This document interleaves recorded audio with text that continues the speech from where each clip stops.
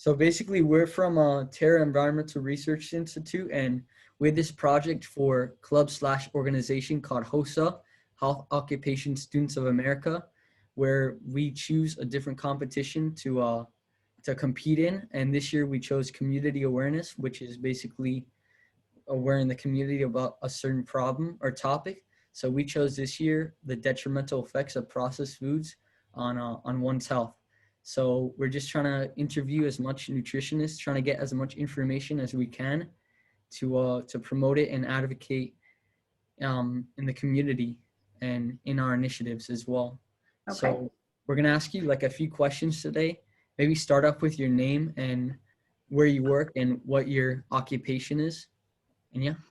Okay, so I'm Leah Blanton. I'm the Senior Healthy Living Director at the South Dade YMCA. My role is to oversee our wellness department in regards to group exercise, personal training, and health and fitness overall.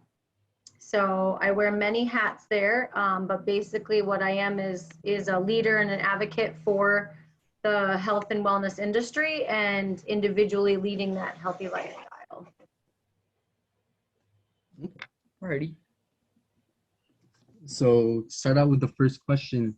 I just want to ask you, how do you define ultra processed foods? And can you give me some examples of them? What was the first part of that? What are ultra processed foods? What are ultra processed foods? Yes. Well, just to clarify, I'm not a registered dietitian or nutritionist. It is something that is a part of the industry that we lead, but personally, that is not my specialty as far as certifications or degrees in that. But processed foods in general is basically the majority of foods that we Americans tend to eat. Okay. Yes. So as far as ultra, I don't know. I wouldn't have a specific answer to the ultra processed foods. Okay. Anything in a can, anything in a bag, anything that's not fresh from essentially farm to table, that phrase is processed to some degree. All right. I wanted to ask, what is the relation between processed foods and cardiovascular diseases? It probably would have to say does not help cardiovascular disease. May I add, maybe we should probably mix up the questions because most of our questions are pertain towards processed foods and all that. Mm-hmm. So maybe I don't know, maybe is it cool add some sort of aspect to exercising in there, like what foods would you have to eat to maybe probably instead of us asking processed foods, maybe the right foods that you can eat to have a sustainable diet, and what food should. Fair enough. I think in general, anything that's processed that you put in your body takes a lot longer to process. Because it's mixed in with something that is not natural or created from the earth to some degree. So anytime something goes through a processing process, it eliminates the original nutrients and the original purpose of that food. So for an advocate of a healthy lifestyle, as raw and as natural as you can get for food, the better. For an athlete or for somebody who's working out, same thing, as natural and as raw as you can be is the best. So for examples, vegetables, if you eat them raw, you get the most nutrients from them. The second you steam them, they're still healthy, but you lose a process of that. If you roast them, you eliminate another layer of its purpose and its nutrients. So when you do that with any type of food, you're removing the sole purpose of what that benefit is. Typically when it's processed, there's additives in it and sugar. Sugar is added to almost everything that you find in the store. So reading labels are super important. If you can't pronounce the ingredients, you shouldn't be eating it, period. But we do, it's normal. So if you can balance out a proper lifestyle, so say 80% of the time you're eating as good as possible and as healthy as possible, then 20% of the time when you're eating processed foods or additional like excessive foods like pizza, your body will be able to process it faster and better than should you be eating pizza 80% of the time and vegetables 20% of the time.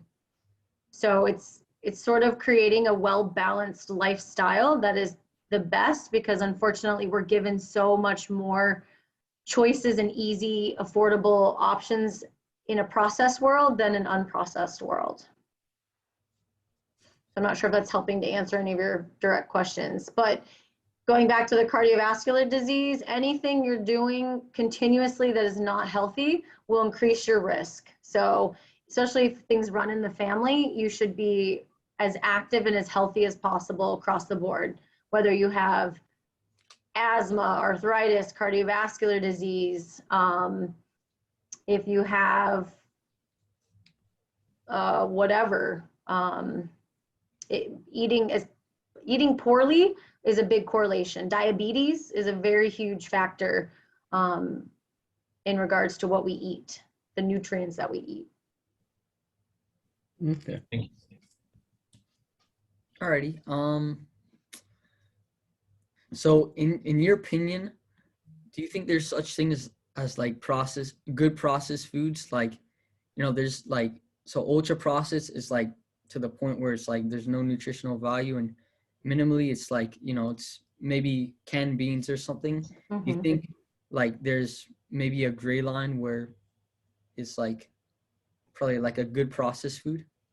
So absolutely, because I think that again, as a society, for the average person, we're extremely busy, and we want to have healthy choices at a quick, convenient pace. So a can of beans or a bag of frozen vegetables is processed. However, it's going to be a better choice, and you'll still get some nutrients from it.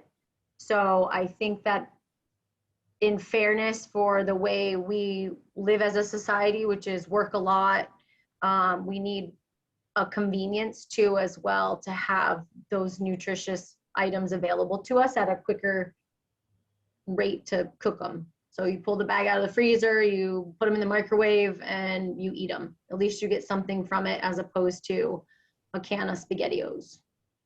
Okay. And what's the minimum amount of time that we should exercise? Minimum can be 20 to 30 minutes, at least 5 times a week is recommended, which could be just, it's as minimal as just getting up and going for a walk, all the way up to playing a sport or being engaged in a physical activity where you're moving your body and using weights or using equipment. Okay.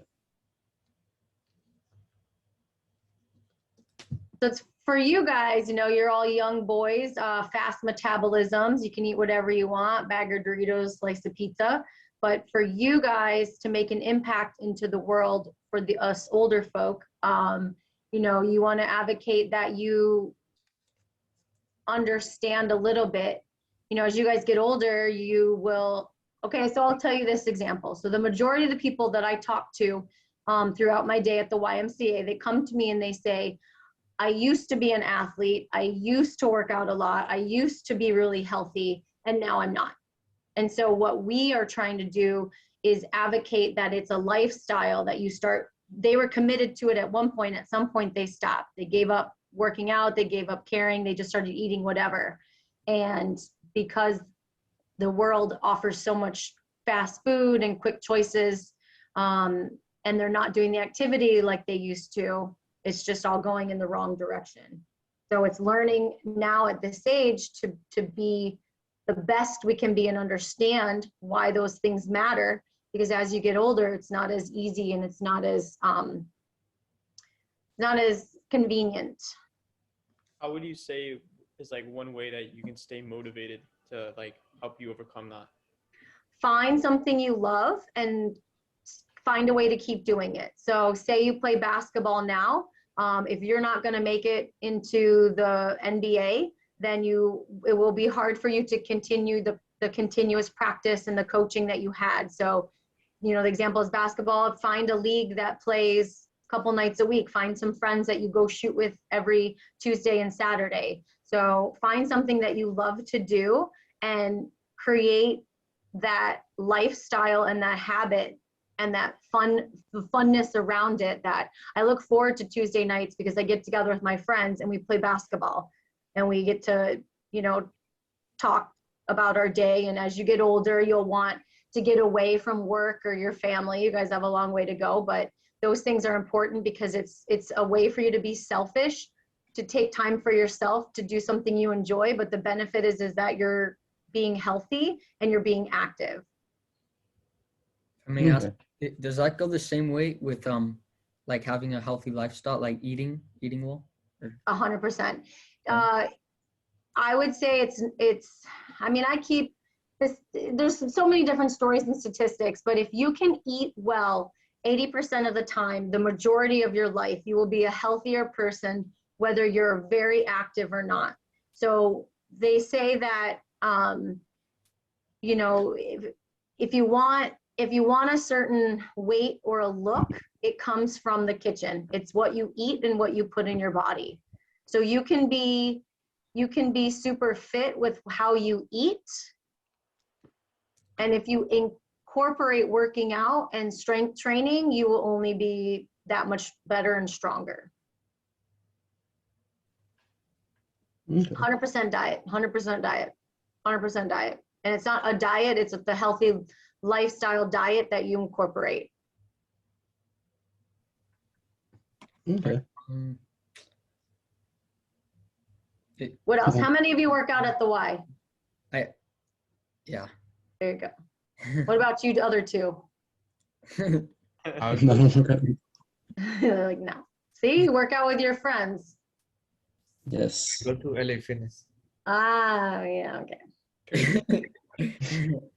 I think we have one more question. What age group do you think suffers the most from the effects of ultra processed foods or processed foods overall? 40 and up. Okay.